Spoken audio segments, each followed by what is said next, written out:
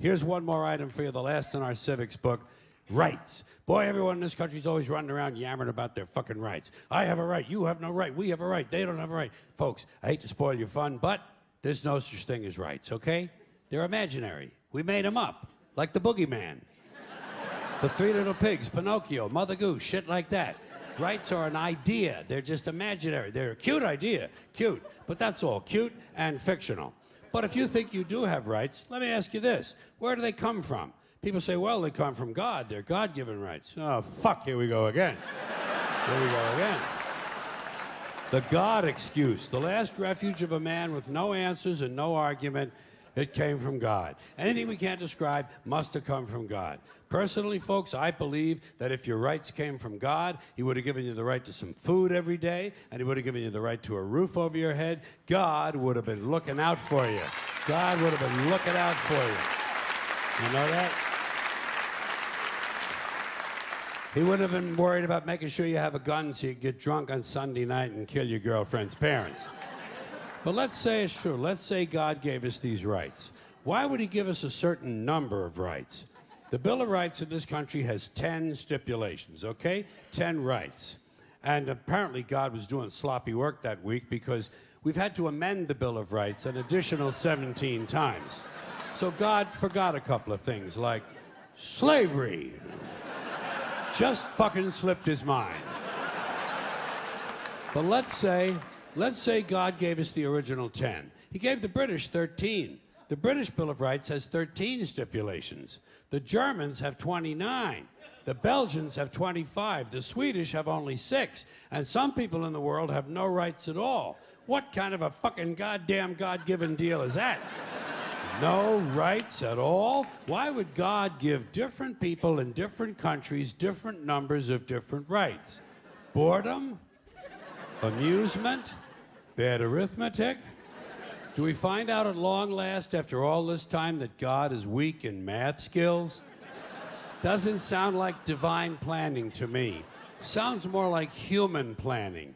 Sounds more like one group trying to control another group. In other words, business as usual in America.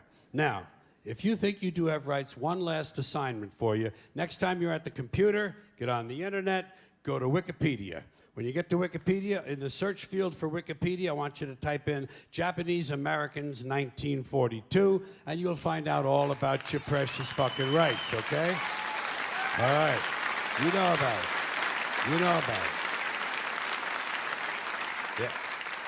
In 1942, there were 110,000 Japanese American citizens in good standing, law-abiding people who were thrown into internment camps simply because their parents were born in the wrong country. That's all they did wrong. They had no right to a lawyer, no right to a fair trial, no right to a jury of their peers, no right to due process of any kind. The only right they had, right this way, into the internment camps. Just when these American citizens needed their rights the most, their government took them away. And rights aren't rights if someone can take them away. They're privileges. That's all we've ever had in this country is a bill of temporary privileges. And if you read the news even badly, you know that every year the list gets shorter and shorter and shorter. You see how sooner or later?